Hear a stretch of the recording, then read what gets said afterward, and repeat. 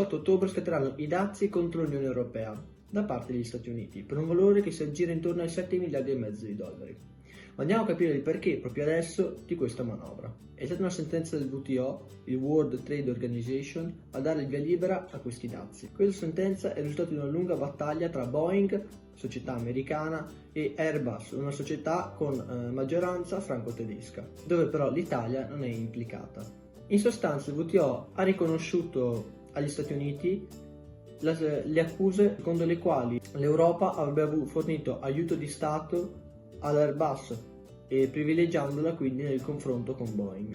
I settori che verranno colpiti sono stati i settori industriali e agricoli. Nella lista ci sono i vari prodotti simboli delle varie nazioni, cioè ad esempio per l'Italia abbiamo il parmigiano reggiano, a salvarsi sembrerebbero comunque olio, pasta e vino. Per le istituzioni il ministro degli esteri Luigi Di Maio ha specificato che l'Italia farà tutto ciò che è possibile per difendere i suoi interessi economici e commerciali. Il Premier Conte ha dichiarato che ci troviamo davanti a un problema molto serio e che confida in ottenere sconti. Questi sconti bisogna vedere se ci saranno, di che entità saranno e di che tipo di sconti si parla. Staremo a vedere se si riuscirà a ottenere effettivamente ulteriori sconti. Io ti ricordo che se vuoi rimanere informato e per ulteriori informazioni puoi visitare la pagina www.veroneconomia.it. Se il video ti è piaciuto lascia un mi piace e iscriviti.